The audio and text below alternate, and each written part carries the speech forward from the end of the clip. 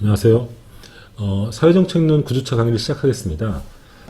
이번 주에 강의할 내용은 지난 8주차에 이제 정책을 분석하는 네 가지 기준 중에서 누구에게 줄 것이고 무엇으로 줄 것인가 이 얘기를 했다면, 오늘은 이른바 복지 전달 체계 어떤 방식으로 주는가, 그 다음에 복지 재정 어떻게 그 재원을 마련할 것인가, 이런 얘기를 하려고 합니다.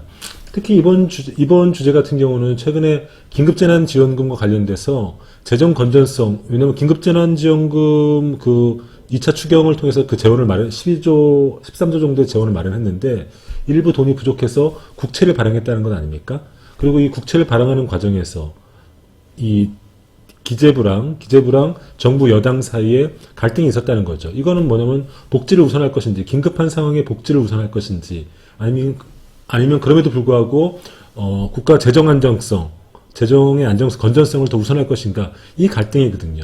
그리고 앞으로 우리가 향후에 복지가 계속 확대될 수밖에 없는 어떤 사회 구조를 갖고 있는데, 그래서 그리고 복지는 돈이 드는 정책이고, 그러니까 복지 확대와 재정 건전성 사이에 항상 논란은 앞으로 계속 이어질 것입니다. 오늘은 그 얘기를 본격적으로 하고자 합니다.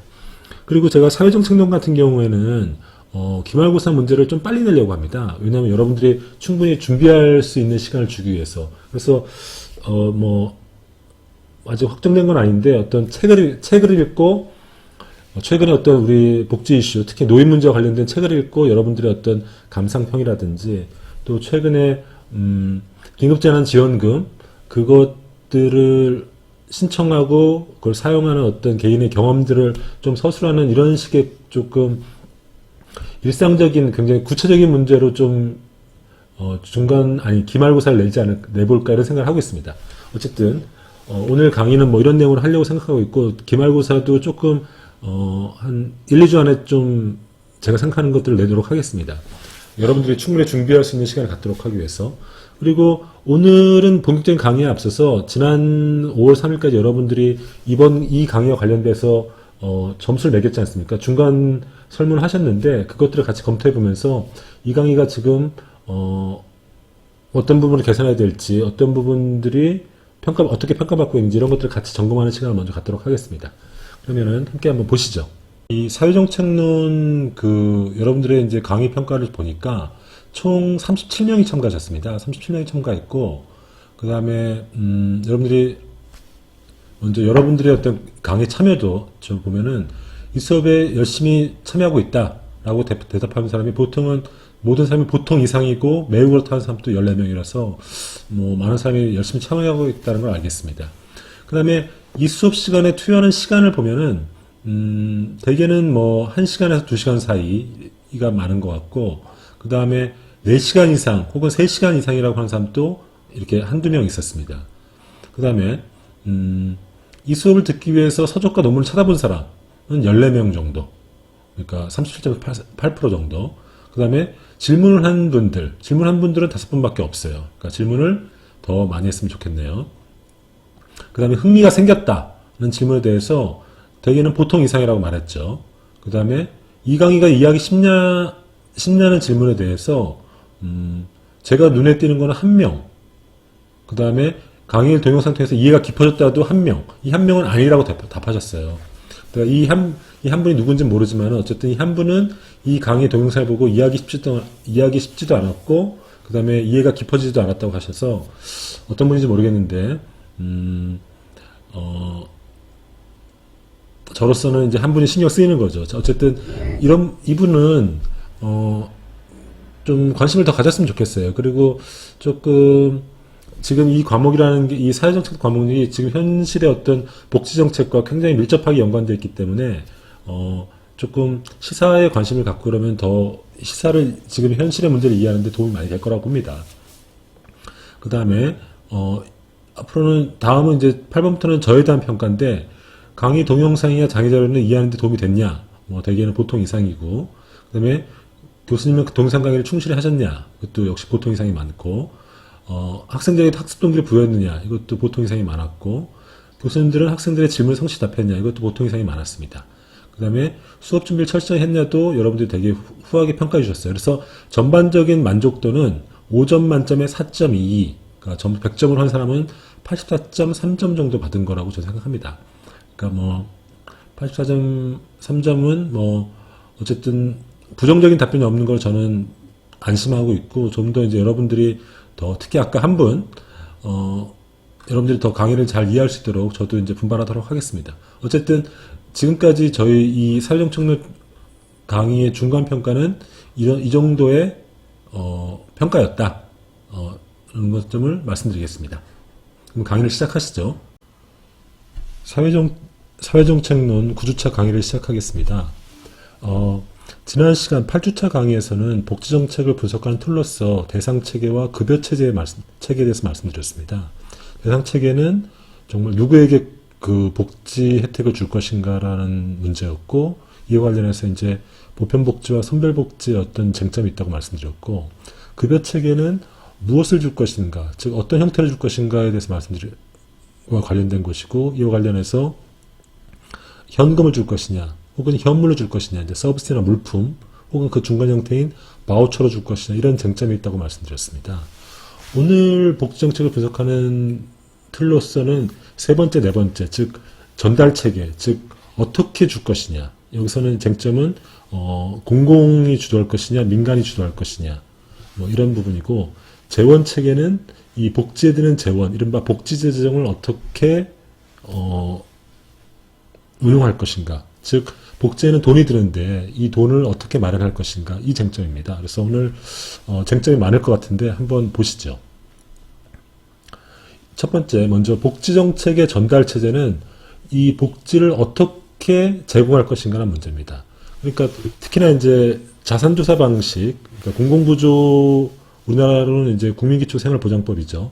이러면 이제 이 저소득층에 대해서 우리가 이제 자산조사에 근거해서 복지혜택, 생계급여라든지 고육급여라든지 주거급여 6가지의 급여를 주도록 되어 있는데, 이 자산급여 방식을 하면은 수급률이 낮아지는 문제가 있습니다. 왜냐하면은 사람들이 자산조사 과정에서 굉장히 어떤 모멸감을 느끼기 때문에, 그리고 그 과정에서 공무원들이 어떤 그 행정 편의 같은 게 많이 작용하기 때문에 수급률이 낮아지는 문제가 있습니다. 또 한편 어떤 문제가 있냐면은 그때도 잠시 말씀드렸다시피 이 급여를 받기 위해서 부정수급을 하는 사례가 늘어납니다. 그러니까 실제로는 대상자가 안 됨에도 불구하고 뭐 위장 이용을 한다든지 혹은 재산을 빼돌리면서 수급자가 되려고 하는 문제가 있죠. 그래서 이 복지정책의 전달책에서 가장 중요한 것은 수급률을 높이고 부정수급을 차단하는 이런 것들을 만드는 게 핵심인 거죠. 그래서 근본적으로는 복지전달책의 효율성을 높이는 게 쟁점이 되는 거죠. 그래서 전달체계는 크게 공공과 민간으로 나뉩니다. 공공은 중앙정부나 지방정부, 그 다음에 민간은 영리단체와 비영리단체가 하는 건데, 각각을 한번 살펴보시죠. 이 전달체계를 크게 중앙정부와 지방정부가 이제 공공이라 했고, 그 다음에 비영리단체랑 영리기관이 이제 민간이라 했는데, 복지제도의 예를 한번 들어보시죠. 먼저 사회보험과 보편수당은 중앙정부가 이 전달의 주체죠. 재원은 세금으로 마련하고, 그 다음 세금으로 마련하죠. 지방정부가 전달하는 복지에는 교육, 공공부조, 사회서비스 이런 건 지방정부가 담당합니다. 지방정부는 그 재원을 어디서 갖고 오느냐. 자기의 자체 수입도 있죠. 지방세도 있지만은 주요하게는 중앙정부로부터 이른바 보조금을 받는 거죠. 그러니까 일반 보조금이라든지 혹은 특정 보조금이라든지 포괄 보조금 이런 걸 중앙정부로 받아서 지방정부가 이런 서비스를 제공하는 거죠. 그래서 실제로 보면 최근에 강조되고 있는 교육이라든지 공공부조라든지 사회서비스 이런 거는 지방정부가 주로 복지의 전달 주체가 되고 중앙정부로부터는 이제 재원을, 보조금 형태로 재원을 받는 형식이죠. 그리고 특히나 최근에는 사회서비스 같은 경우에 비영리기관이라든지 영리기관의 어떤 역할이 강조되고 있죠. 관련해서 이제 보육이라든지 혹은 어떤 요양 이런 것들은 주로 비영리기관이나 영리기관이 주로 하죠. 그리고 정부는 주로 재원을 제공하거나, 즉 돈을 제공하거나 혹은 규제를 하는 역할을 하는 거죠. 왜냐하면 중앙정부가 모두 그런 것들을 공공으로 운영하기는 힘들지 않습니까? 그러니까 이른바 계약을 맺어가지고 그런 서비스, 보육이라든지 혹은 요양을 서비스하는 기관과 계약을 맺고, 그리고 계약을 맺어서 그들이 서비스 공급하고 대신 정부는 거기에 대해서 돈만 지급하는 거죠. 그래서 기관 보조금을 준다거나 혹은 이제 일종의 서비스를 구매 계약을 하는 거죠. 그리고 혹은 위탁을 하거나 시설을 관리 운영을 대행하는 거죠. 영리기관은 아예 이런 것 없이 그냥 영리를 목적으로 하는 겁니다. 영리를 목적으로. 그러니까 돈 벌려고 하는 거죠. 그러면 정부는 어떻게 하냐면은 그냥 맡길 수도 있고 혹은 바우처를 주는 거죠. 바우처를 주면은 시민들은 그 바우처를 갖고 그걸 들고 가서 자기한테 맞는 것들의 그 바우처를 내고 서비스를 받는 거죠. 이때 정부는 비영리기관 같은 경우에는 어떤 재원 공급체이기도 하지만은 관리자, 규제자 역할을 하는 거죠. 이런 식으로 어떤 서비스를 제공하에 따라서 공공이 주도가 될 수 있고 혹은 민간이 주도가 될 수 있는 거죠. 만약에 민간이 주도가 된다면 정부의 역할은 규제자, 관리자 역할을 하게 되는 거죠. 혹은 재원 공급자 역할을 하는 거죠. 사회 서비스, 그러니까 사회 서비스를 보면은 얼마나 다양한 어떤 사회 서비스 유형이 있는지, 전달 체계 측면에서 얼마나 다양한지를 알 수 있는데, 이걸 한번 보시죠. 순수 공공 서비스를 보면은, 그러니까 서비스 공급자가 누구고, 재원을 누가 부담하고, 수급자 선택권이 있는지 한번 예를 들어 보시죠. 공립초등학교, 이런 거는 교육 서비스죠. 이때 보면 이거 순수 공공 서비스인데, 서비스 공급자는 정부가 하죠. 재원도 정부가 부담하죠. 수급자의 선택권은 인정되지 않죠. 왜냐하면 공립초등학교는 자기 관내에 있는 학교로 가게 되는 거니까. 바우처 같은 경우 보시죠. 그러니까 바우처는 공공 서비스라고 소비자는, 시민들은 바우처를 갖고 자기가 그 서비스 기관을 선택하는 것 아니겠습니까? 그러면은 공급자는 정부죠. 재원 부담자도 정부죠. 하지만 바우처를 갖고 선택을 할 수 있으니까 수급자의 선택권이 인정되는 거죠. 그죠? 근데 정부가 돈을 내고 민간에게 위탁하는 서비스 H의 경우를 한번 봅시다. 이때 서비스 공급자는 누굽니까? 민간이죠. 그러니까 정부랑 계약을 맺은 민간 위탁 서비스 업체가 서비스를 공급하죠. 요양업체라든지 혹은 보육업체의 예를 들 수 있죠. 재원은 누가 되느냐? 정부가 되죠. 그리고 수급자 선택권은 인정되지 않죠. 국민기초생활보장제에서 자활산업 같은 게 대표적인 예인 거죠. 그렇죠? 이런 식으로 사회 서비스도 누가 서비스를 공급하느냐, 재원을 누가 되느냐, 그리고 그 과정에서 수급자, 그 서비스를 받는 국민들의 선택권이 있냐 없냐에 따라서 다양한 서비스 전달 체계가 있다는 것들을 말씀드렸습니다. 그러면은 크게 보면은 그러니까 복지 서비스의 어떤 전달 체계는 크게 공공과 민간이 있죠. 민간이 있는데 각각의 장단점이 있습니다. 먼저 공공 전달 체계, 즉 중앙정부라든지 지방정부가 전달의 주체가 됐을 때 역할은 뭐냐면은 사회 서비스 직접 제공하죠. 아까 했듯이 공공 서비스 같은 경우는 직접 제공하기도 하죠. 그리고 보육이라든지 요양 같은 경우는 그런 서비스를 제공하는 영리업체 혹은 비영리업체랑 위탁 계약을 맺는 거죠. 그러니까 사회 서비스 위탁자 역할도 하는 거죠.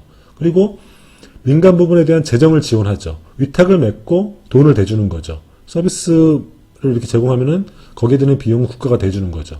그리고 또 한편으로는 규제자 역할도 하죠. 민간 영리업체에 대해서 규제 역할을 하는 거죠. 가이드라인을 정해놓고 어떤 서비스의 어떤 품질 기준이라든지 뭐 이런 것들을 관리를 하는 거죠. 장점이 뭐가 있냐면은 우리가 만약에 공공 서비스를 시장에 맡길 경우에는 과소공급되지 않습니까? 그러니까 시장 실패가 발생하는 문제가 있죠. 그러니까 정부는 그 시장 실패에 대해서 과소공급의 문제를 예방하는 장점이 있죠. 또 규모의 경제를 살리는 이점도 있습니다. 왜냐하면 정부가 민간 위탁을 할 때 어떤 서비스, 사회 서비스나 민간 위탁을 할 때 큰 규모로 계약을 맺으니까 규모의 경제를 살릴 수 있는 이점이 있죠. 그러나 단점이 있습니다. 정부가 그 서비스 공공 서비스를 직접 전달할 경우에는 이른바 정부 실패의 문제가 있죠.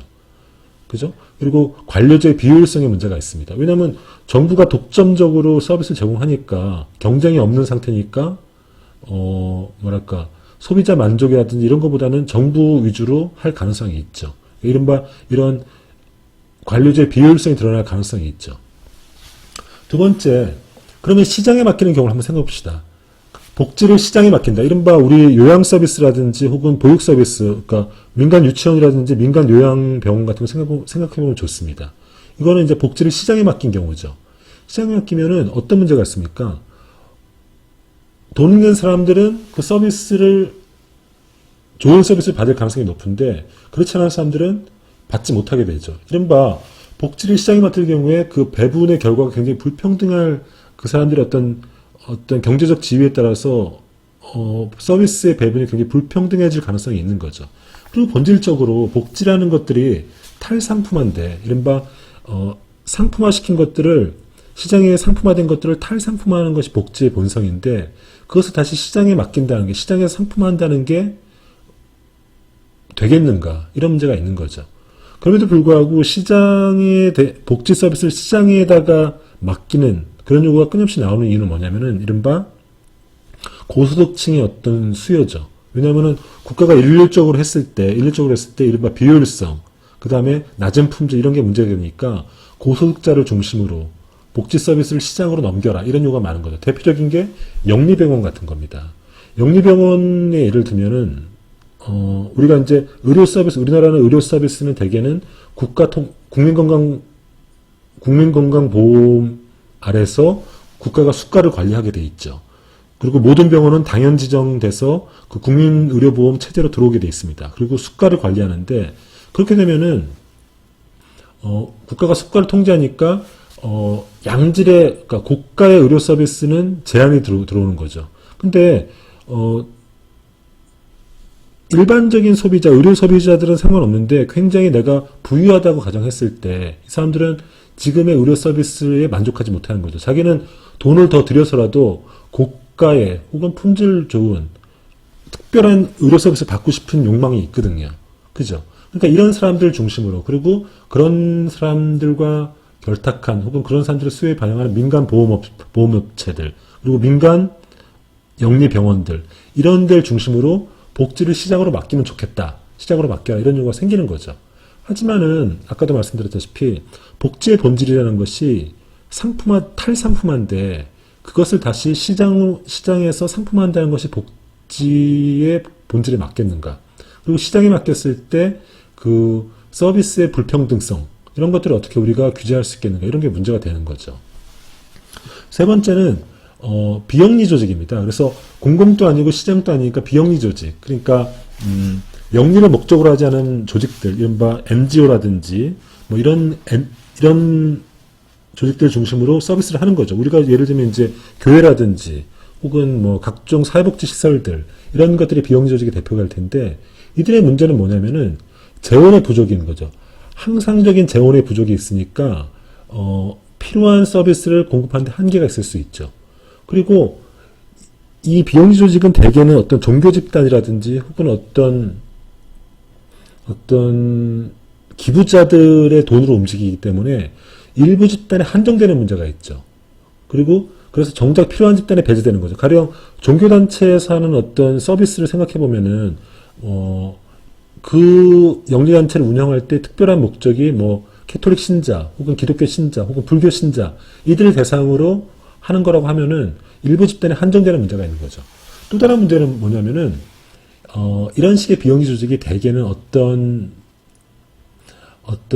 기부자 혹은 어떤 자선 사업가들의 어떤 선의에서 설립되고 운영되는 경우가 많거든요. 그러니까 이런 기부자들의 횡포, 그리고 그 횡포에 따른 운영의 비효율성, 이른바 자선적 가부장주의라는 이런 문제가 있을 수 있는 거죠. 그죠? 또 하나는 운영의 아마추어즘이라는 또 굉장히 문제가 됩니다. 그러니까 전문적으로 하는 것이 아니라 그러니까 독지가의 어떤 선의와 그리고 그런 어떤 봉사를 하고자 하는 어떤 자원봉사자들로 운영될 경우가 많기 때문에 전문적인 상담보다는 혹은 전문적인 어떤 서비스보다는 도덕적 설교, 종교적 가르침에 치우칠 우려가 있는 거죠.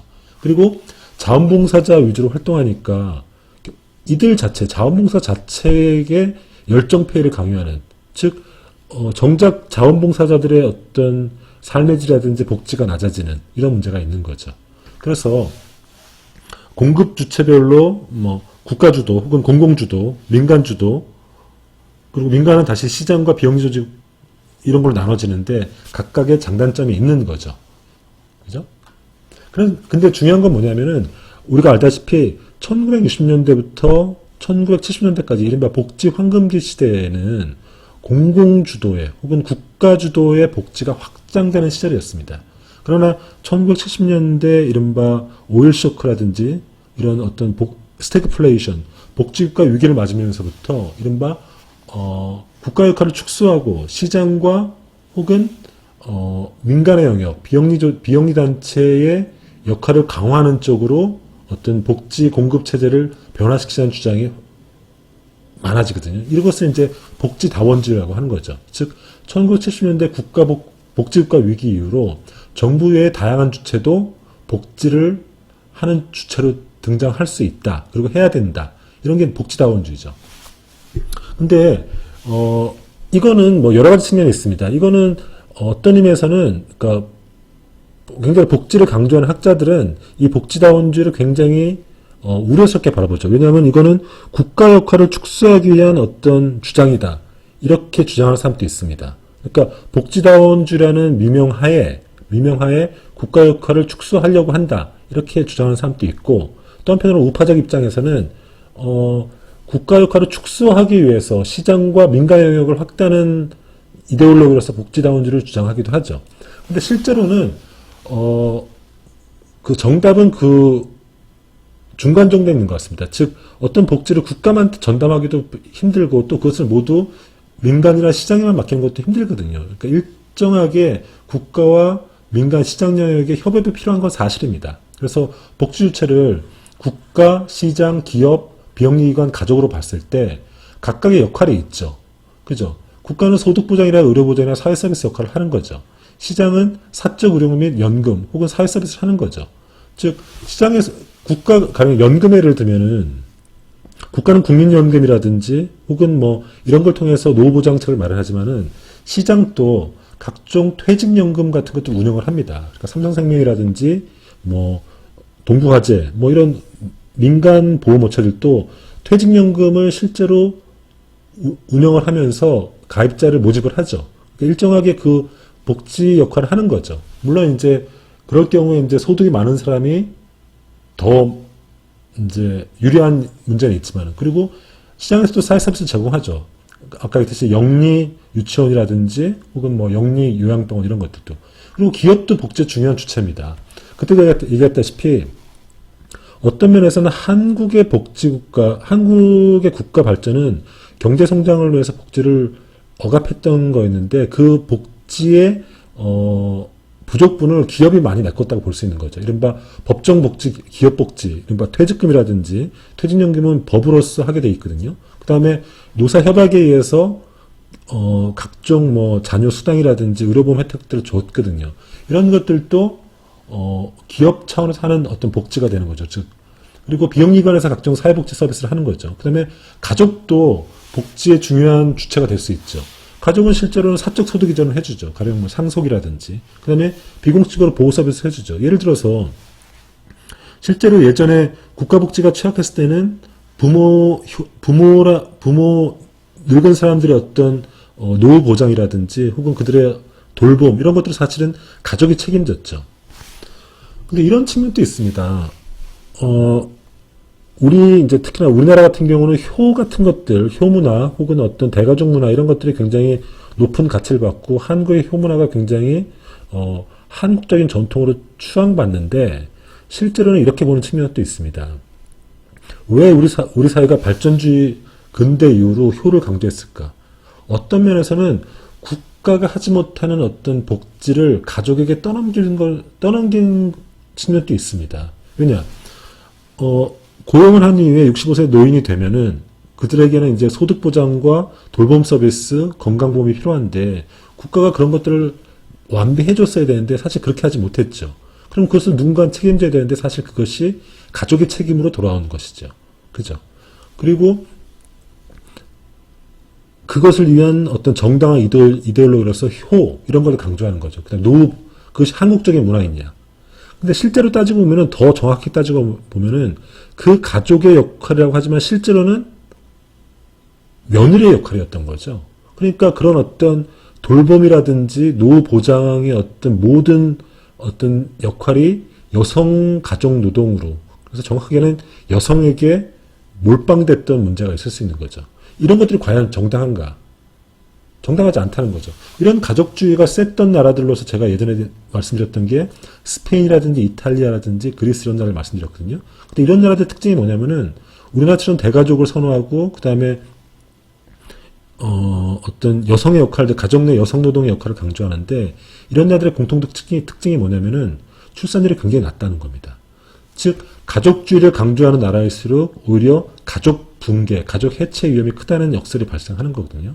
그러니까 우리도 물론 이제 가족이 담당하는 복지 역할도 있습니다. 근데 지금 우리나라 형편에서는 가족의 책임을 강조하기보다는 국가의 책임을 강조하는 게 더 옳은 방향이라고 봅니다. 즉 시부모 봉양이라든지 혹은 뭐 부모들에 대한 노소득을 자식이나 그런 데 맡기지 말고 국가가 해주는 거죠. 연금이라든지 혹은 뭐 의료보험이라든지 혹은 뭐 돌봄 서비스를 해줌으로써 국가가 사회 서비스 역할을 해줌으로써 여성을 가산으로부터 해방시키고 일자리로 나오게 해줘서 여성의 경력도 쌓고 또 그러면서 고용률도 높이고 그러면서 세금을 더 많이 쓰게 해주는 이런 체제로 가는 것들이 더 올바른 방향이라는 거죠. 이 모델을 실현하는 게 바로 스웨덴 복지국가 모델인 거죠. 우리가 이런 방향으로 가자고 많이 얘기하는 거죠. 지금까지 말씀드린 거는 이제 복지국가의 전달 체계에 대한 말씀이었습니다. 지금부터 말씀드릴 거는 복지정책의 재원체계, 이른바 복지재정에 대한 얘기입니다. 즉, 어떻게 돈을 마련할 것인가라는 문제입니다. 복지재정은 크게 복지에 필요한 돈을 어떻게 조달하고 배분할 것인가 문제인데 크게 세입과 세출로 나눌 수 있습니다. 여기 보시면은 이쪽 부분이 이제 세입이죠. 어떻게 돈을 들여오냐는 거고 이쪽이 소셜 스펜딩이니까 세출이죠. 그러니까 이쪽 세입은 조세 부담률로 보기도 하고 국민 부담률로 보기도 하는데 조세 부담률은 그야말로 국민 1인당 세금을 얼마나 내냐는 거고 조세 부담률은 국민 부담률은 거기다가 사회보장 부담률이 포함되는 겁니다. 그러니까 실제로 우리가 예를 들면은 세금을 이제 소득세라든지 이런 걸 냅니다. 그러면 이거는 이제 조세 부담률이 되는 거고 거기다가 뭐 각종 건강보험료라든지 국민연금 이런 어떤 보험료까지 보태면 이게 국민 부담률이 되는데 실제로 부담하는 율은 이제 국민 부담률이 실제 가깝죠. 한국의 조세 부담률은 18.0%죠. OECD보다 많이 낮죠. 그리고 사회보장세를 포함한 국민 부담률은 24.6%로서 역시 OECD 평균보다 굉장히 낮죠. 그죠? 그러니까 한국은 그때도 말씀드렸듯이 저부담 체계입니다. OECD 평균보다 낮은 저부담 체계입니다. 그리고 이쪽은 지출 분야인데 한국은 어느 정도 지출하냐면은 GDP의 10.4%를 지출합니다. 그리고 이것도 역시 OECD 평균보다도 굉장히 낮은 수치죠. 그러니까 이걸 전체로 통틀어서 우리가 얘기했듯이 한국의 조세 체제는 저부담, 저복지 체제인 거죠. 그죠? 그러니까 이게 한국 지금 현재 복지 특징입니다. 그러면은 이쪽이 이제 세원 분야고 이쪽에 세입을 어떻게 할 것인가 보고 이걸 세출 어떻게 할 것인가 분야인데 한국은 그때도 말씀드렸듯이 적게 내고 세금을 적게 내고 그 다음에 복지도 적게 하는 국가의 모델인 거, 복지국가 모형이거든요. 그러면 이런 것들이 어떤 문제가 있는지 하나 살펴보죠. 먼저 복지 재원, 즉 세입 문제, 세입이죠. 어떻게 돈을 거니까 우리는 국민 부담률이 한 24% 정도 됐다고 했는데 먼저 공공재원과 민간재원을 나눌 수 있습니다. 공공재원은 그야말로 조세, 보험료, 조세 지출이죠. 이거는 이제 세금 감면과 세액공제 이런 거죠. 실제로는 세금을 덜 걷음으로써 사실 지출 효과를 내는 거죠. 그 다음에 민간재원으로는 기업복지, 기부금, 사용자 부담금, 사적 이전 이런 것들이 민간재원이 될 수 있는 거죠. 중요한 건 이제 공공재원인데 그 중에서 세금이 가장 비중이 크니까 세금을 보면은 세금의 종류는 크게 5가지가 있습니다. 첫 번째, 사회보험료 혹은 사회보험세라는 게 있습니다. Social Security Tax인데 이거는 그야말로 사회보험료라고도 하지만 사실상 세금과 같은 역할이죠. 그래서 이거는 이제 사회보험에 내는 기여금인 거죠. 그래서 비스마르크가 이제 사회보험을 처음으로 도입하지 않았습니까? 그러니까 이제 그 비스마르크가 사회보험을 도입하면서 이제 내는 기여금이 되는 거죠. 그러니까 사회보장에 쓰는 일종의 목적세입니다. 그리고 우리가 국민연금 같은 경우는 기업주랑 그 다음에 본인이 각각 4.5%씩 냅니다. 그러니까 고용주 입장에서는 급여세가 되는 거죠. 고정비용이 되는 거죠. 건강보험은 매년 변하는데 3%에서 4%를 기업과 본인이 절반씩 냅니다. 그죠? 이런 식은 개인 입장에서는 사회보험료가 되는 거고 고용주 입장에서는 급여세가 되는 거죠. 고정비용이. 이런 식으로 세원을 마련하는 거죠. 소득세. 소득세는 이제 자신의 소득에 붙이는 세금인데 실제로 소득세가 지금은 가장 중요한 소득인데 실제로 소득세가 도입된 것은 굉장히 근대 일입니다. 미국 같은 경우는 1906년에 겨우 소득세가 도입됐고 실제로는 영국에서 나폴레옹 전쟁을 하면서 이 전비를 충당하기 위해서 도입된 게 최초입니다. 그러니까 지금은 소득에 대해서 세금을 올린다는 게 너무 당연시되지만 이 소득세에 물리는 것이 굉장히 힘들었던 거죠. 그리고 소득세의 특징은 뭐냐면은 누진적이라는 겁니다. 누진세이기 때문에 즉 우리가 이제 소득을 하면은 소득의 크기에 따라서 과표를 만드는데 즉 소득이 높은 사람일수록 과표 기준이 높습니다. 그리고 과표 기준이 높아지고 높은 과표에는 소득세 비율이 높아지는 거죠. 그래서 우리나라는 최고 소득 구간이 36% 정도 돼 있고 가장 낮은 구간은 9% 정도 돼 있습니다. 그러니까 적은 소득을 적게 버는 사람들은 9% 정도를 내고 많이 버는 사람들은 36% 정도를 낸다는 거기 때문에 누진적인 거죠. 그러니까 소득적인 효과가 있는 거죠. 이거는 이제 다른 것은 다르게 취급한다는 수직적 형평성의 원리에 근거한 거죠. 그리고 법인세가 있죠. 법인세는 이제 법인에게 물리는 세금인데 이것도 역시 누진적으로 되어 있습니다. 근데 이제 법인세가 너무 높을 경우에는 기업들의 법인세 부담 때문에 해외로 탈출할 가능성이 있거든요. 그래서 지금 글로벌 경쟁 시대니까 법인세를 점점 낮추는 추세죠. 특히나 아일랜드라든지 혹은 두바이 이런 나라들은 아예 법인세를 안 물리죠. 법인세를 안 물림으로써 기업의 투자를 유치하는 효과가 있는 거죠. 그리고 네 번째는 재산에 물리는 재산세가 있습니다. 재산세는 우리가 이제 소득세라든지, 그러니까 부동산세라든지, 혹은 자동차세 이런 게 재산세에 해당하는 거죠. 근데 조세정이 가장 큰 항목입니다. 왜냐면은 소득세는 계속 플로어로 소득이 들어오니까 세금을 물릴 수 있는데 재산세는 그 자체가 스탁이니까 이게 어떤 소득원으로 그 자체로 자산의 역할을 하지만은 새로운 소득원으로 발생하지 않기 때문에 계속 일정하게 떼가는 거거든요. 그러니까 굉장히 조세정이 심하죠. 우리 예를 들면은 실제로 우리나라는 시가 9억 원 이상 공시지가 9억 원 이상에 대해서는 이른바 종합부동산세를 물리지 않습니까? 근데 실제로 이걸 내는 사람은 우리나라 전체 공시지가가 9억 원이면 실제로 시가는 한 15억 정도 아파트입니다. 아파트거나 재산인데 사실은 이 정도의 집을 가진 사람 많지 않죠.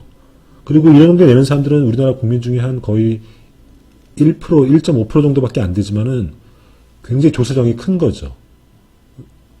왜냐면은 아까 그랬듯이 소득에 물리면은 계속 소득이 발생하니까 세금을 낼 수 있는데 재산은 고정된 거기 때문에 이거를 팔지 않는 이상 현금화될 수 없거든요. 그러니까 조세정이 굉장히 큰 거죠. 그래서 이 재산세 같은 경우는 부동산 문제와 굉장히 관련이 있는데 우리나라 조세정이 큰 거죠. 소비세는 우리가 알다시피 부가가치세입니다. 그러니까 우리가 소비를 할 때 물리는 세금인데 이거는 굉장히 현대에 도입된 거죠. 프랑스에서 도입된 거죠. 프랑스에서 1953년에 도입된 거죠. 그래서 여기는 일반 소비세와 개별 소비세가 있는 점.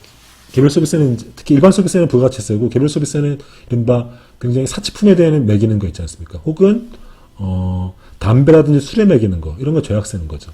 그래서 상품의 생산과 거래 단계에 발생하는 부가가치에 대해서 동일세율을 매기기 때문에 왜곡 효과가 가장 적다고 알려져 있죠. 어쨌든 이런 세금을 통해서 공공재원을 마련합니다. 그러니까 개인 입장에서는 실제로는 이 사회보험료와 소득세 이런 것들이 주요하게 자신의 어떤 세금이 되는 거죠. 그러니까 국민 부담률이 되는 거죠. 이 부담률이 우리나라는 24% 정도 된다는 거죠. 이런 식으로 이제 공공재원을 마련하는데, 국가별로 어떻게 재원을 마련하는지 특징들이 있습니다. 그러니까 복지국가 유형별로 공공재원을 마련하는 특징이 있는데, 그걸 한번 보시죠.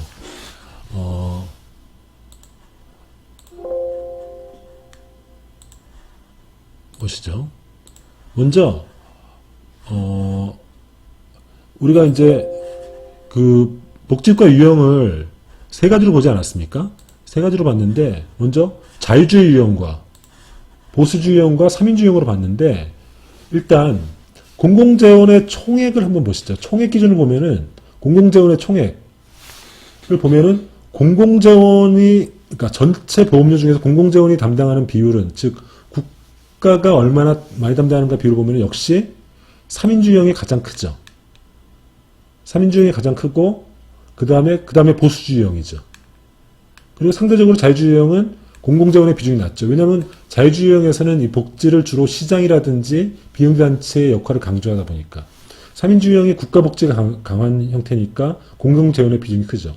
공공재원은 조세와 보험료로 구성되는데, 3인주의는 국가복지를 주로 하니까 조세 비중이 상대적으로 크죠. 다 상대적인 개념입니다. 근데 상대적으로 보면은 보수주의 유형은 여기는 이제 사회보험이 중심이 되니까 보험료의 유형이 굉장히 큰 거죠, 상대적으로. 그죠? 재원의 형태를 보면은. 그죠? 그러니까 복지국가 유형에 따라서, 어떤 재원을 주로 활용하는가의 특징이 나타나는 거죠. 지출의 특징을 보면은 역시 지출은 3인주의가 가장 크죠. 그 다음에 보수주의가 그 다음이고. 그러니까 이런 거죠. 3인주의형이 가장 지출이 크니까 그 지출에 충당하기 위한 공공재원의 비중도 크고, 그리고 이 공공재원은 주로 이 세금으로 충당하는 걸 알 수 있죠. 다음으로는 보수주의형은 이 지출을 역시 공공재원으로 충당하는데 상대적인 개념입니다. 물론 이제 조세의 비중이 크지만은 상대적으로 보험료로 충당하는 비중이 큰 거죠. 그리고 이제 자유주의형은 상대적인 개념입니다. 가장 적게 지출하고 적게 세금을 걷는다는 거죠. 그리고 유형별로 어디다 쓰는지도, 그 지출을 할 때 어디다 쓰는지도 특징이 다 나타나고 있죠. 3인주의 유형은 공공서비스, 이른바 사회서비스에 쓰는 비중이 큽니다. 이른바 보육이라든지 양육이라든지 혹은 요양 이런 데 쓰는 것 크죠. 이건 아까 얘기했듯이 전통적으로 가족이 담당했던 서비스를 국가가 대체함으로써 여성 노동을 해방시켜서 그들의 노동시장으로 내보내는 정책을 폈기 때문에 그런 거죠. 그 다음에 보수주의형은 역시 이쪽, 사회보험을 통한 이 비중이 크죠. 지출을 할 때. 이게 상대적인 개념입니다. 그리고 자유주의형은 공공구조, 즉, 저소득층을 선별해서 그들에게 집중적으로 재정을 투여하는 공공구조의 비중이 크죠. 이렇게 유형별로, 복지국가 유형별로 재원을 마련하는 방식, 그 다음에 그 재원을 지출하는 방식이 다 특징이 있는 거죠. 이게 우리가 지난 중간고사 이전에 얘기했듯이 그 나라의 복지국가 형성됐던 역사적인 어떤 경로와 매우 밀접하게 연관되어 있다고 볼 수 있는 거죠. 그죠?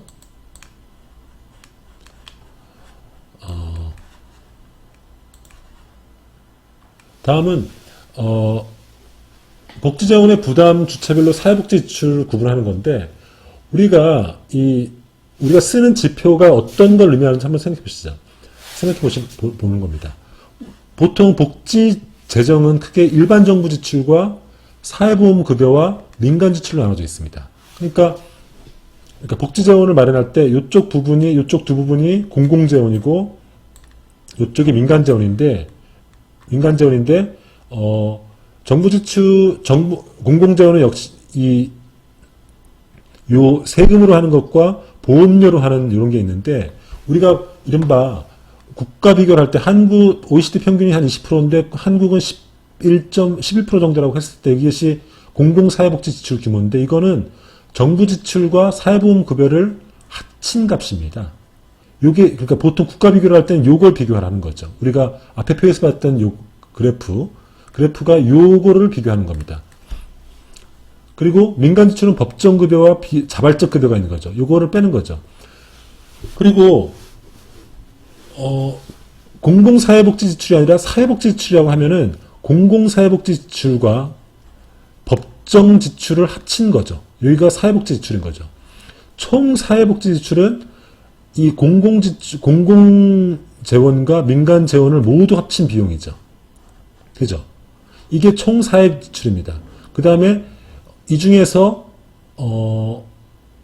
자발적 급여, 민간에서 하는 자발적 급여를 뺀 게 사회복지 지출이고, 여기서 민간을 아예 빼고 공공만 한 게 공공사회복지 지출인 거죠. 이게 주로 국가 간 비교를 할 때 쓰이는 지표입니다.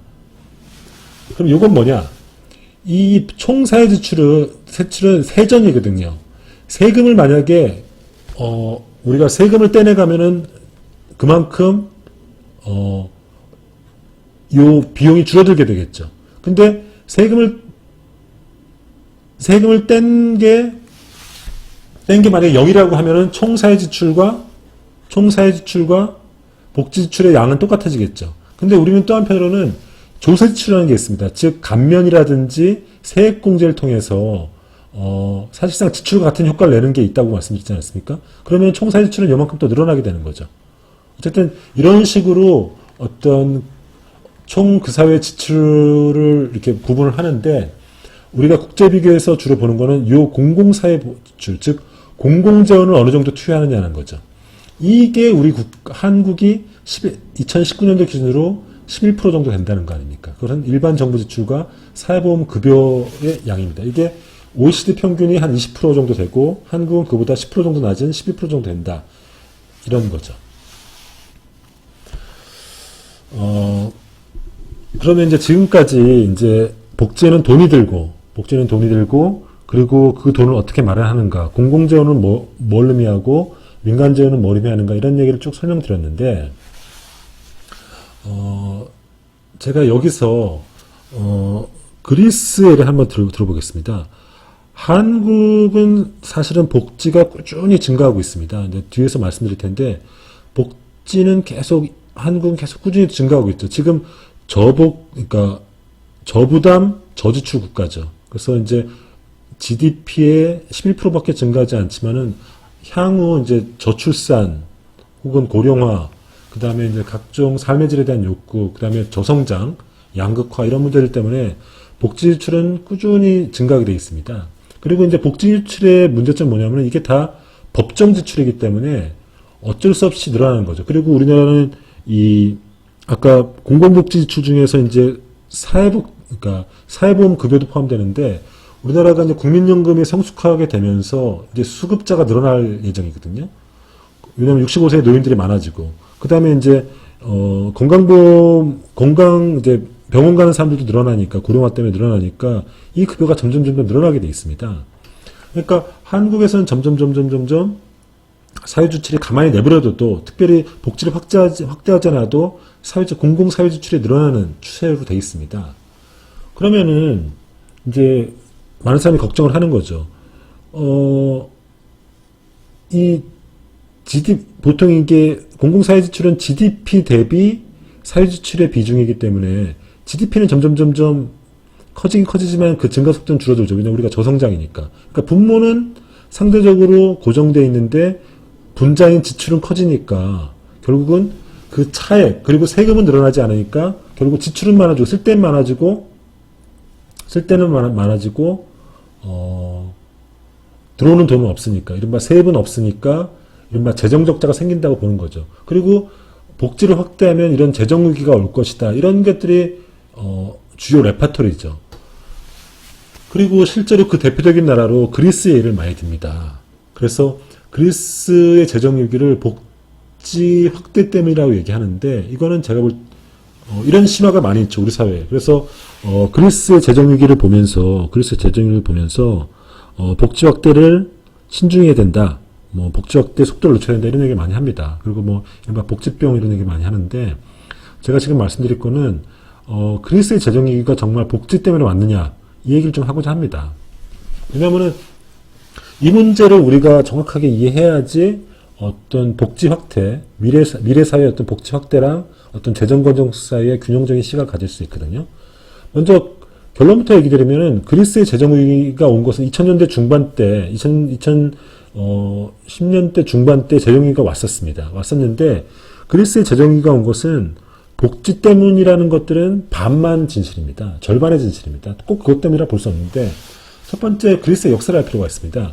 그리스도 한국처럼 오랜 군사 독재의 역사를 갖고 있습니다. 그러다가 1981년도 때 민주화가 되면서 사회당의 안드레아스 파판드레오 총리가 집권합니다. 이 왼쪽에 있는 사람이 왼쪽에 있는 이제 총리인데 이 사람이 이제 사회당이 집권하면서 민주화 이후 사회당이 집권하면서 총리가 되죠.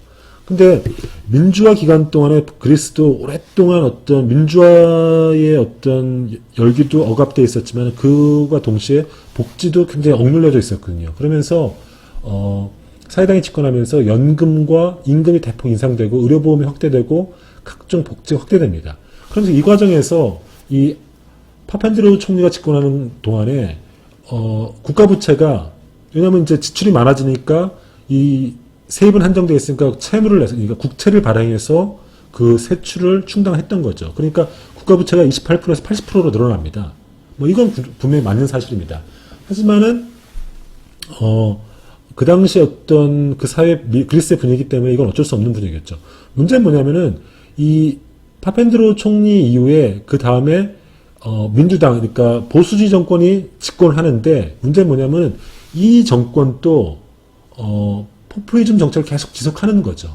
왜냐면은 사회당 정권이 복지 확대를 했는데 갑자기 보수 정권이 들어와 가지고 복지 축소하는 거는 있을 수 없는 거거든요. 그건 다시 표 떨어지는 얘기이기 때문에 보수당이 들어온 뒤에도 이 복지를 확대하는 경향을 계속 확대하는 거죠. 그래서 그리스가 선거 경쟁 때문에 보수당과 사회당 간의 선거 경쟁 때문에 복지를 확대한 건 분명히 사실입니다. 근데 이것 때문에 재정위기가 왔다고만 얘기할 수 없죠. 왜냐면은 2015년 때 그리스가 재정위기가 와가지고 구제금융을 받게 되는데 EU라든지 혹은 IMF로 구제금융을 받는데 그 당시에 국가 채무가 175%였습니다.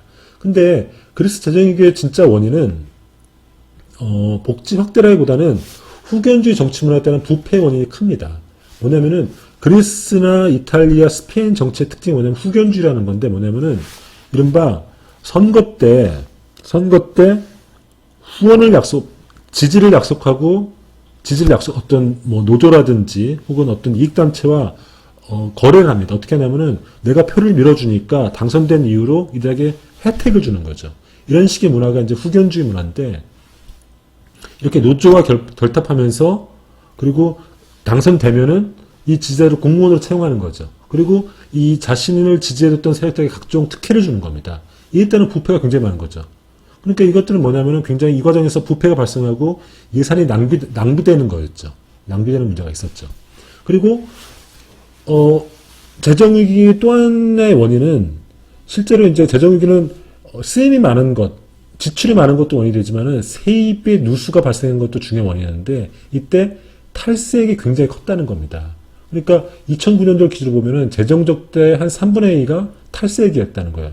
어느 정도로 탈세가 심했냐면은 너무 탈세가 심해가지고 2009년도 때 아테네에서 가정집 수영장 조사를 했습니다. 헬기를 띄워서 수영장 조사했는데 수영장을 갖고 있다는 건 뭐냐면은 그리스가 지중해 도시니까 굉장히 건조하고 햇빛이 많은 나라 아닙니까? 그러니까 부잣집들은 집에 다 수영장을 갖고 있어요. 그러니까 수영장을 갖고 있으면 부자라고 보는 거죠. 그래서 실제로 아테네에 헬기를 띄워서 아테네를 봤더니 실제 16,000곳 정도가 수영장을 갖고 있었는데 그 중에 우리 집에 수영장이 있다라고 신고한 것은 360여 곳 정도밖에 안 됐다는 거예요. 이 360곳은 전체 2%밖에 안 되는 거죠. 그러니까 나머지 98%는 자신이 수영장 갖고 있다는 걸 신고 안 했다는 거예요. 이거는 그만큼 그리스의 탈세가 심했다는 거죠. 그죠? 그러니까 이런 과정들이 복합되면서, 그러니까, 그리스가 1980년대 민주화되면서 복지가 확대됐죠. 일단 확대됐고, 민주화와 함께 복지가 확대됐고, 이거는 한국도 비슷했죠. 97년도 민주화와 함께 복지 수요가 폭발했다고 하지 않았습니까? 이건 어느 나라 마찬가지입니다. 그리스도 1980년대 때 민주화가 시작되면서 그리고 선거 경쟁을 하면서 좌파 정부와 우파 정부가 서로 경쟁적으로 복지를 확대했습니다. 이것을 재정은 어렵게 한 것, 지출이 늘어난 거죠. 근데 이것뿐만 아니라 어떤 독특한 후견주의 문화, 그에 따른 어떤 공직부패, 이런 것들도 재정위기, 지출 혹은 예산의 낭비를 만든 요소였고, 또 한편으로는 세입 측면에서 탈세가 심각했던 거죠. 이런 것들이 복합적으로 작용하면서 그리스가 2015년도 국가부채 175%를 달성하면서 EU라든지 IMF로부터 긴급 구제금융을 받게 되는 거죠. 그래서 그리스의 재정위기를 복지 때문이다. 복지 때문이고 따라서 복지병이다. 그래서 복지를 확대하면은 무조건 재정위기가 오고 따라서 복지를 축소해야 된다. 이런 주장은 절반의 진실이라는 거죠. 그래서 복지에 반대하는 사람들은 항상 그리스의 재정위기의 사례를 들면서 이렇게 복지를 무분별하게 확대하면은 반드시 재정위기가 오고 국가 채무가 들어와서 재정위기가 온다고 얘기하는데 그것들이 절반의 진실이다. 그 그리스의 사정을 들여다보면은 꼭 그런 건 아니다. 이걸 얘기하고 싶네요. 그렇다면은 복지는 문제가 되지 않느냐? 문제가 되지 않는 건 아니죠. 복지가 확대되면은 국가 채무가 늘어나는 건 사실입니다. 실제로 우리가 이번에 재난지원금을 지원하는 과정에서 2차 추경을 했지 않습니까? 2차 추경을 13조 정도 했는데 이때 부족분을 국채를 발행했죠. 그러니까 그만큼 이제 국가 빚을 늘리면서 우리가 국가 채무 40%를 넘어선 걸로 나와 있죠. 나와 있는데 이렇게 점점 복지 지출을 늘리다 보면은 국가 채무가 늘어나는 건 맞고 이 과정에서 위험한 수준이 있죠. 이 문제에 대해서 좀 더 자세히 알아보겠습니다. 한국은 어떻게 될 것인가? 한국은 아까 얘기했다시피 한국의 복지국가는 점점 확대될 추세가 있는 건 사실입니다. 지금 2013년 기준으로 한국의 이쪽이 사회복지 지출이고 이쪽이 국민 부담률 지출입니다. 지금 현재 어떻다 그랬죠? 이쪽이 한 10% 정도고 그 다음에 국민 부담률은 한 24% 정도 있다. 여기에 위치했다고 얘기했습니다. 근데 한국은 점점 사회 지출이 증가하는 추세로 갈 수밖에 없습니다. 왜냐? 여러 가지가 있는데 실제로 먼저 이 미래 복지 지출이 확대될 수밖에 없는데 일단은 국민연금 수급자가 지속적으로 증가할 수밖에 없는 거죠. 실제로 국민연금 보면 2004년도 때는 65세 노인의 11%만 받았는데 2008년도만 되면 40%가 받게 됩니다. 그만큼 국민연금에 나가는 게 많죠. 그리고 고령화에 따라서 건강보험도 재정 악화되죠. 그죠? 그리고 우리가 2000년도부터 계속 이런 식의 복지 제도를 확충해왔기 때문에 이런 것들은 다 법정 지출입니다. 의무 지출 사항이기 때문에 가만히 놔둬도 재정 지출이 늘어날 수밖에 없죠. 그죠? 그러니까 실제로 90년대 복지 지출은 2%였는데 2018년도 11%로 늘어난 겁니다. 근데 이런 요인들 때문에 가만히 내버려둬도 특히나 복지 지출은 GDP 대비 복지 지출이니까 이 부분이 우리가 저성장 때문에 점점 분모가 작아지지 않습니까? 근데 이 부분은 증가하니까 이 비율은 늘어날 수밖에 없죠. 그래서 추계에 따르면 국회 예산정책 추계에 따르면은 현재 10% 있지만은 2040년도 되면 앞으로 30년 정도 후에 20년 정도 후에는 우리가 영미권 정도의 복지로 지출로 가고 2020년 되면은 남유럽 정도의 복지 지출로 간다는 겁니다. 그러면 여기에 상응해서 지출이 늘어나니까 여기에 상응해서 세입 부분, 국민 부담률도 늘어나야 되는데 국민 부담률은 크게 증가하지 않죠. 이건 우리나라의 조세 저항이라든지 혹은 우리나라의 특별한 어떤 세제 구조 때문에 그런데 그러니까 지출은 이제 확대되겠지만은 거기에 따른 세입, 국민 부담률은 많이 늘어나지 않는 걸로 예상되는 거죠. 그래서 이렇게 추계된단 말이죠. 그러면은 쓸 돈은 많아지는데 들어오는 돈은 적으니까 당연히 이만큼 국채가 발행되니까 그게 국가 채무로 늘어나는 거죠. 그게 어떻게 전망되느냐? 그게 어떻게 전망되는지 한번 보시죠.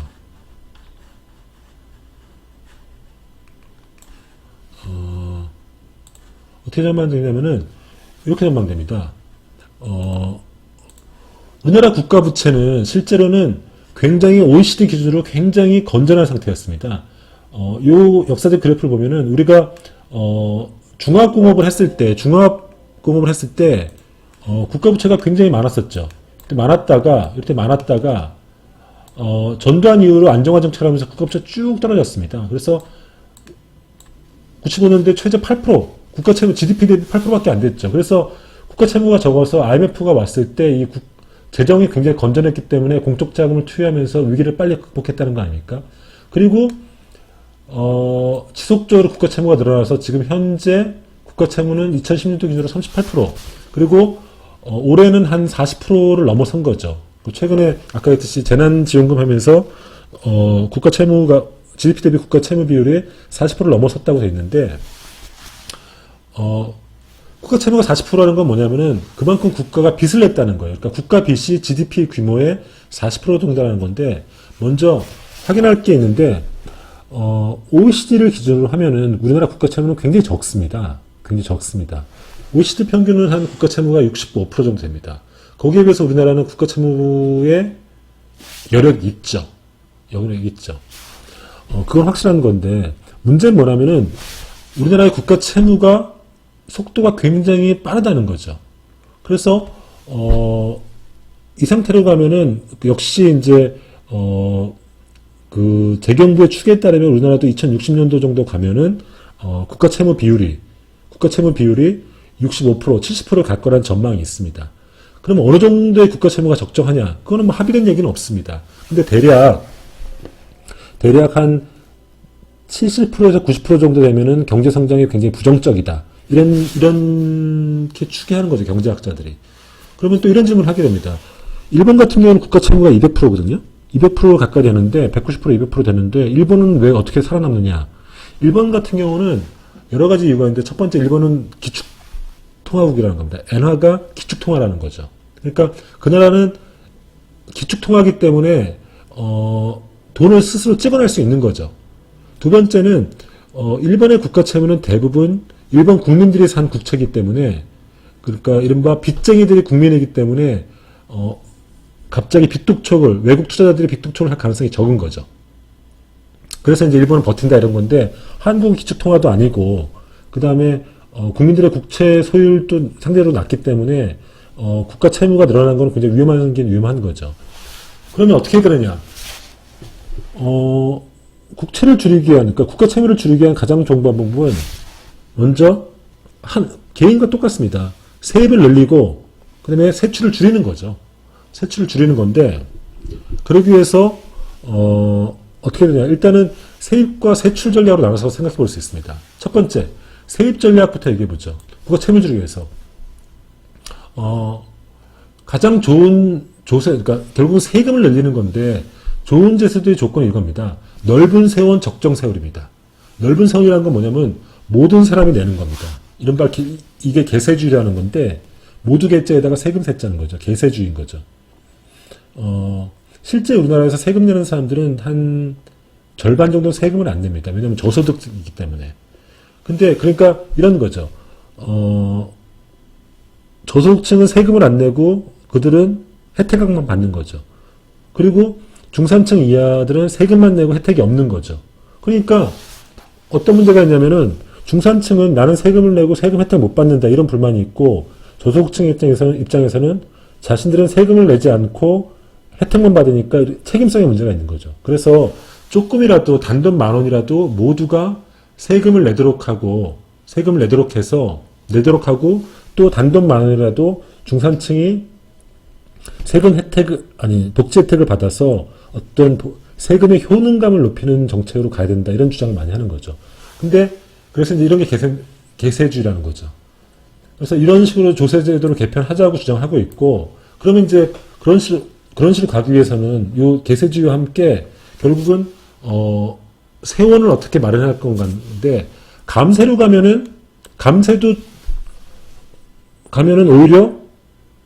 오히려 그러니까 세입이 줄어들 가능성이 있죠. 근데 물론 감세를 주장하는 사람들도 감세를 주장하는 이유가 있습니다. 오히려 감세를 하면은 기업 활동이 활발해져서 오히려 법인세 수입이 늘어날 것이다, 이런 주장도 하는데, 실제로는 그렇지 않았어요. 역사적 경험을 보면은. 그러니까 감세라면은 재정적자가 더 심해지죠.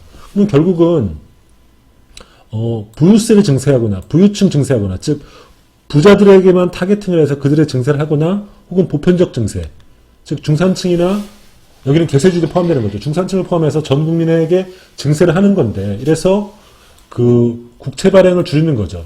이렇게 하는 건데 과연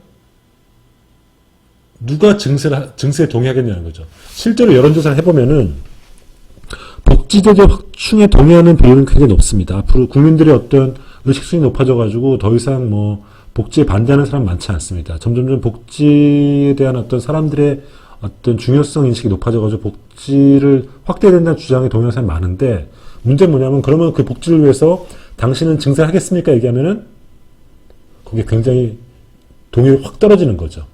실제 아까 우리나라 뭐라 그랬습니까? 우리나라가 중부담 중복지로 가려고 한다 그랬죠. 근데 다시 수치를 확인할 필요가 있는데 우리나라가 국민 부담률이 한 20% 정도 됩니다. 20%대입니다. 그리고 공공 지출은 10%대입니다. 10%대입니다. 그죠? 10%대입니다. 그러면은 단순히 산수만 하더라도 이 세출이 OECD 기준인 20%대로 가려면은 거기에 따라서 이 세입도 늘어나야 되거든요. 늘어나야 되는데 이 부분에 대해서 국민들이 증세에 동의해주지 않는 거죠. 그러니까 이만큼 국가 채무가 발생할 수밖에 없는 거죠. 그죠? 그러면 결국은 증세에 대해서 국민적인 합의를 이끌어야 되는데 누가 할 것이냐는 거죠. 바로 여기서 정치 리더의 역할이 중요한 거죠. 즉 국민들에게 이런 계산표를 내놔야 하는 거죠.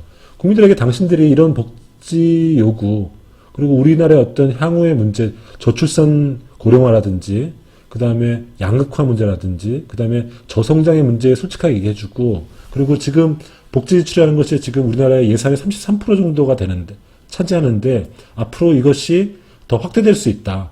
근데 우리가 세금을 만약에 올리지 않으면은 국가 부채가 굉장히 채무 비율이 점점 높아진다. 따라서 우리가 증세를 해야 된다고 국민들을 설득할 수 있는 정치 지도자가 나와야 되는 거죠.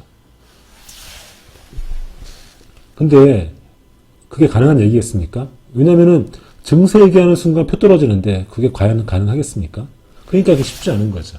그러니까 바로 여기서 복지정치의 중요성, 좋은 정치 리더의 중요성이 나오는 거죠. 이런 것들, 그래서 이 증세를 바로 대놓고 얘기하는, 국민 눈치 보지 않고 장기적인 미래에 대해서 증세를 얘기하는 정치인들을 우리가 누군가를 만날 수 있다면 그 정치인은 신뢰만한 정치인이라고 말할 수 있습니다. 그리고 더 중요한 거는 그런 정치인을 보고 그들을 우리가 뽑을 수 있어야 되는데 제가 볼 때는 증세를 주장하는 정치인들을 과연 국민들이 뽑을까? 퀘션 마크인 거죠. 또 한편으로는 세출 전략, 즉 세출은 돈을 쓰는 거죠. 세출 조정도 필요합니다. 재정의 우선순위를 조정할 필요가 있죠. 그래서 가장 중요한 거는 부담과 수익을 지키는, 즉 세금의 효용감을 증대시키는 거죠. 즉 뭐냐면은 문제는 이제 중산층이죠. 중산층, 우리가 이제 복지국가 확대될 때 중산층의 역할이 굉장히 중요하다 그랬는데, 그 스웨덴 복지국가의 전략을 보면은 중산층이 동의하면서 스웨덴 복지국가 확대됐다고 하지 않습니까? 근데 그 스웨덴 3인당이 중산층이 복지정책에 동의하도록 하기 위해서 어떤 걸 했다고 그랬죠? 중산층에게 느낄 수 있는 복지정책, 중산층이 혜택을 받을 수 있는 복지정책을 많이 펴므로써 중산층이 복지정책에 지지하도록 만들었다고 했지 않습니까? 그러니까 지금 현재 중산층은 복지를 받는 건 없으면서 세금만 낸다는 어떤 억울함이 있거든요. 그러니까 그들이 복지정책, 세금 증세에 동의하려고 하려면은 그들이 세금을 내고 받는 복지 혜택의 효능감을 높여줄 필요가 있습니다. 그래서 제 개인적인 생각이지만 최근에 어떤 긴급재난지원금 같은 경우도 중산층도 이번에 받는 거죠. 가구당 받으니까. 그래서 내가 낸 세금이 이렇게 혜택으로 돌아오는구나 이런 걸 느낄 수 있는 기회였다고 봅니다. 그 다음에 이제 아동수당이라든지 혹은 뭐 각종 사회 서비스들 뭐 이런 것들도 중산층에게 굉장히 호응이 좋은 거죠. 그리고 또 한편으로는 시장에서 주로 해결하는 게 중요합니다. 시장에서 해결하는 게 이제 복지를 시장에서 해결하는 뜻이 아니라 사실은 이런 거거든요. 노동시장의 문제, 우리가 복지의 니즈는 주로 어디서 발생하냐면 노동시장에서 발생합니다. 노동시장에서 실직이라든지 혹은 뭐 이런 것들이 발생하면서, 왜냐면 노동시장에서 실직이 되면 일단은 실업급여가 먼저 발생하고, 또 실직 기간 동안에 건강보험료라든지 국민연금 내지 못하니까 그것이 장기적으로 건강보험의 재정 악화라든지 국민연금에 나중에 돌려받는 국민연금이 적어서 노후 빈곤으로 연결되거든요. 그러니까 될 수 있으면 오랫동안 실직하지 않고 노동시장에서 안정적으로 고용을 유지하는 게 가장 중요합니다. 그러려면은 복지제도 이전에 시장에서 안정적인 일자리를 만들어주는 게 중요하거든요. 그러니까 그런 면에서 노동시장에서 비정규직이라든지 실업 문제를 최대한 해결해 주는 게 좋죠. 그러니까 이거에서는 안정적인 일자리, 노동시장 정책이 굉장히 중요한 거죠. 고용 안정이 굉장히 중요한 거죠. 고용 안정만 된다면은 실업급여의 비용도 줄어들게 되고, 아까 얘기했듯이 건강보험의 어떤 부담, 왜냐면 고용되어 있는 동안 그 회사랑 동등하게 이제 기여금을 내게 되니까 재정 안정에도 기여하는 거거든요. 그러니까 최대한 어떤 시장에서, 그러니까 고용시장에서, 노동시장에서 안정적인 고용, 일자리 유지하는 게 굉장히 중요하죠. 그런 면에서 복지만 갖고 해결하면은 그거는 굉장히 비용을 발생하는 거니까 이 복지 정책은 필연적으로 노동시장 정책, 일자리 정책, 고용 정책과 연결될 수밖에 없는 거죠. 지금까지 우리가 복지 정책을 얘기할 때 정책을 분석하는 틀로서 전달체제랑 뭐가 있는지, 그래서 이제 공공전달체계와 민간전달체계가 차이가 뭐고 어떤 게 특징이 있는지, 그 다음에 복지 재정을 어떻게 마련할 것인가의 문제를 갖고 공공재원과 민간재원의 차이가 뭔지, 그 다음에 이른바 향후 우리나라의 전망, 그러니까 계속 복지 지출이 늘어나는 것 때문에 국가 채무가 재정 건전성이 문제가 된다. 그리고 이 문제를 해결하기 위해서 그러니까 어떻게 증세를 유도할 건지, 그리고 어떻게 세출을 조정할 건지, 이런 얘기를 했습니다. 그리고 그리스의 재정위기가 복지 때문만은 아니다. 다른 사연도 있기 때문에 너무 그런 어떤 잘못된 가짜뉴스에 속지 말자. 그것을 정확히 보는 눈을 갖자. 그리고 복지와 재정 건전성 사이에 균형적인 시각을 갖자. 그리고 한국의 문제를 보면서 재정 문제, 결국은 이제 증세 문제죠. 이런 것들에 대해서 우리 생각을 가져보자. 이런 얘기를 했습니다. 오늘은 제가 좀 특별하게 조금 이렇게 그림을 그려가면서 이렇게 표시를 해가면서 해봤는데 어떻게 좀 더 이해하기 쉬운지 모르겠습니다. 말로만 하는 게 조금 한계가 있는 것 같아서 이렇게 형광펜이나 펜을 그리면서 해봤는데 뭐 여러분들이 더 이해하기 쉽다면 앞으로도 그렇게 할 생각입니다. 어쨌든 이것으로서 이제 복지 정책의 분석 틀로서 8주차와 9주차에 걸쳐서 누구에게 주고 어떻게 돈과 현금 중에 뭘 주고 그다음에 어떻게 전달하고 어떻게 돈을 마련할 것인가, 이 네 가지 문제를 나눠서 얘기했습니다. 다음 주에는 구체적인 복지 정책에 대해서 얘기하겠습니다. 그래서 다음 주에는 노후소득 보장 정책으로서 국민연금에 대해서 강의하도록 하겠습니다. 이것으로서 9주차 강의를 마치도록 하겠습니다. 수고하셨습니다.